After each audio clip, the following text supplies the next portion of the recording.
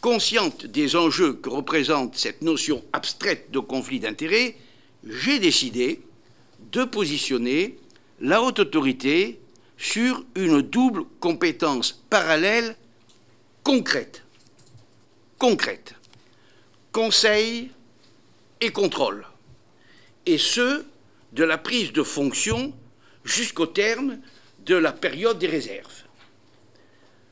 Vous m'interrogez également au sujet du pantouflage des fonctionnaires, c'est-à-dire leur départ vers le secteur privé et, le cas échéant, leur retour dans le secteur public pour savoir si le contrôle exercé est adéquat.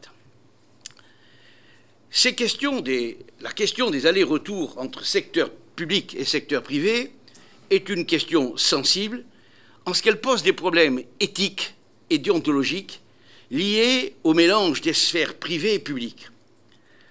L'ampleur du phénomène est mal connue et il serait intéressant de le quantifier, mais aussi de le cartographier. Eh bien, monsieur le rapporteur, j'allais dire que j'espérais, et j'en suis ravi, que votre commission pourra nous fournir des données intéressantes à ce sujet. Parmi les pistes envisageables, certaines sont plus radicales que d'autres. Qu'il s'agisse de la création d'un délai de viduité pendant lequel le fonctionnaire parti dans le secteur privé ne pourrait être affecté à des fonctions en lien avec ce qu'il faisait dans le privé, ou même de la création d'un système d'aller simple vers le privé, l'agent public pouvant librement décider de quitter la fonction publique pour rejoindre une entreprise privée sans possibilité de retour. Il faut néanmoins prendre garde, car, le cas échéant, ces règles priveraient l'administration de compétences acquises dans des secteurs concurrentiels et s'appliqueraient à tous les agents de la fonction publique, du fonctionnaire de la catégorie C à celui de la catégorie A+. On a tendance à se focaliser sur quelques dizaines de noms par an, mais ce sont des milliers, des dizaines de milliers d'agents de la fonction publique qui sont en fait concernés. Veut-on vraiment dissuader une infirmière hospitalière qui, à la suite d'un déménagement, par exemple suite à une mutation de son conjoint, ne trouverait pas immédiatement de poste dans un hôpital et déciderait donc de s'installer en libéral temporairement, voire l'empêcher de revenir?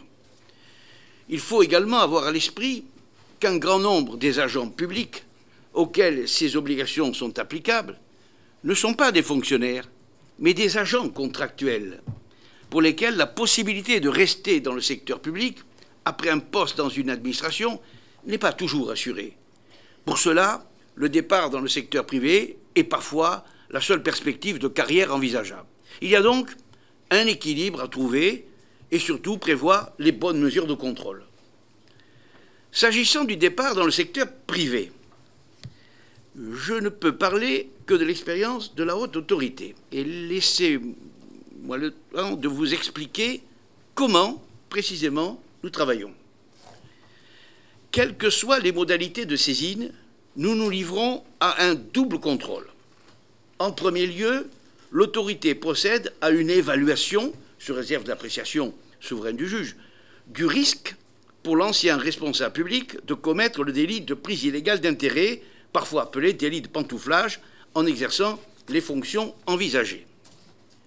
Ce délit punit le fait de conclure des contrats ou de prendre ou de recevoir une participation par travail, conseil ou capitaux dans des entreprises que le responsable public a été amené à surveiller ou contrôler, ou avec lesquelles il a conclu des contrats, ou formulé un avis sur des contrats, ou à l'égard desquels il a proposé à l'autorité compétente de prendre des décisions ou formuler un avis sur de telles décisions, et ce, pendant une période de 3 ans après la fin des fonctions.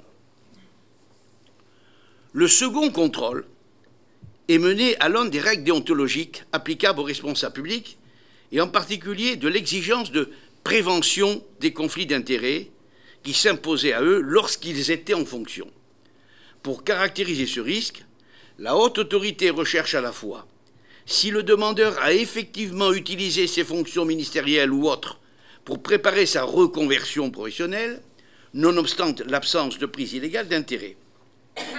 Elle vérifie également si l'interférence entre les anciennes fonctions et l'activité envisagée est suffisamment forte pour faire naître un doute raisonnable sur l'indépendance, l'objectivité et l'impartialité avec laquelle il les a exercées. Enfin, l'activité envisagée ne doit pas remettre en cause le fonctionnement indépendant, impartial et objectif de l'institution dans laquelle l'intéressé a exercé ses fonctions. Le respect de cette dernière condition implique notamment que l'intéressé n'utilisera pas les liens qu'il entretient avec ses anciens services au bénéfice de son activité privée. Pour cela, la Haute Autorité dispose d'un délai de 2 mois à compter de la saisine pour se prononcer. Ce qui est à la fois long pour l'intéressé qui doit ainsi attendre avant de commencer sa nouvelle activité, mais court pour la Haute Autorité pour procéder à certaines vérifications, interroger l'administration ou le supérieur hiérarchique, etc., etc. En pratique, l'ensemble des avis de compatibilité rendus par l'autorité sont assortis de réserves adaptées à chaque situation. Afin que ces réserves puissent être appliquées, il n'est pas suffisant qu'elles soient connues que de l'intéressé. C'est pourquoi la Haute Autorité informe également l'employeur, l'ancienne administration du demandeur de son avis et des réserves qu'elle a émises, ainsi que, le cas échéant, les ordres professionnels régissant l'activité exercée. Par ailleurs, elle rend public un certain nombre de ses avis, et à ce sujet, le Collège de la Haute Autorité a décidé au printemps 2017 que sont publiés en principe tous les avis qui concernent les personnes dont les déclarations d'intérêt sont publiques, à savoir les anciens membres du gouvernement et les anciens élus locaux. Sauf exception, les avis rendus sur la situation d'anciens membres des autorités administratives indépendantes ou API ne sont pas publiés, le Conseil constitutionnel ayant considéré que les déclarations d'intérêt des personnes non élues ne devaient pas être rendues publiques. Par ailleurs, et c'est important, depuis l'année dernière, la Haute Autorité procède à un suivi de ces réserves et interroge annuellement les différents acteurs concernés. Chaque année, nous écrivons donc aux personnes auxquelles un avis a été rendu, y compris aux anciens ministres, pour leur demander de justifier du respect des réserves formulées. Cette possibilité n'est pas prévue directement par la loi, c'est vrai, mais elle est indispensable pour que la Haute Autorité s'assure que les réserves qu'elle formule ne restent pas lettre morte. Sur la question des retours dans le secteur public, après une expérience dans le privé, je ne suis pas favorable à la proposition d'instaurer un avis préalable et systématique de la commission de déontologie à la nomination à une fonction d'autorité d'un agent revenant dans la fonction publique après une expérience dans le secteur privé. Car il me semble que cela revient à décharger l'administration et l'autorité hiérarchique de leurs responsabilités. Aujourd'hui, les outils existent pour permettre à l'administration de s'assurer de nommer le fonctionnaire qui revient dans une position qui ne le place pas en situation de conflit d'intérêts. En effet, la loi du 20 avril 2016 a prévu qu'un certain nombre de fonctionnaires doivent transmettre une déclaration d'intérêt préalablement à leur nomination. L'administration possède donc les informations nécessaires pour prendre une décision éclairée quant à la nomination de la personne. Il ne faut pas lui enlever cette responsabilité. C'est d'autant plus vrai que la Haute Autorité peut toujours être saisie pour avis en cas de doute sur l'existence d'une situation de conflit d'intérêts au regard des fonctions précédemment exercées dans le secteur privé. Et cela se produit parfois.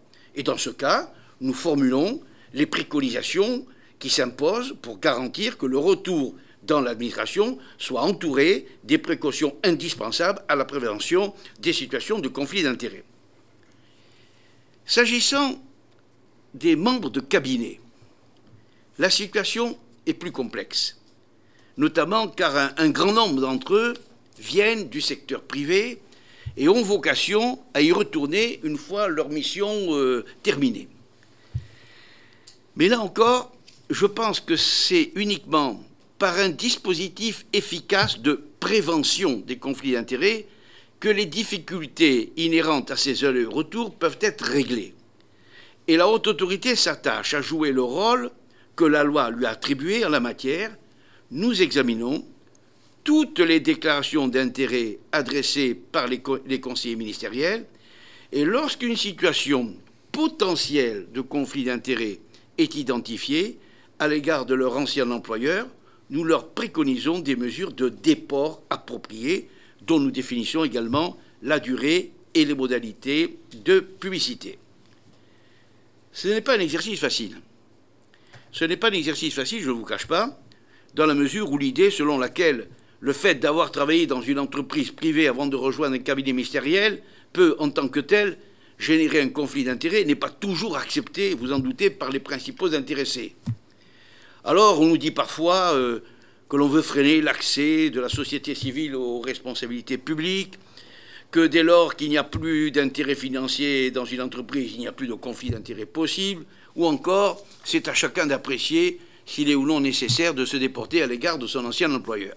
Mais nous continuons notre travail de conviction, de pédagogie, de conviction auprès des institutions concernées, en espérant que ces idées reçues finiront par évoluer. Ce rôle de l'administration dans l'identification des zones de risque pour une personne ayant précédemment exercé des fonctions dans le secteur privé, ce rôle est essentiel. Et j'insiste sur le mot qui est, à mon sens, au cœur des vrais débats, cette culture de la déontologie doit se diffuser, et en premier lieu par les structures elles-mêmes qui, avec le temps, pourront mesurer l'enjeu en termes de gestion des ressources humaines.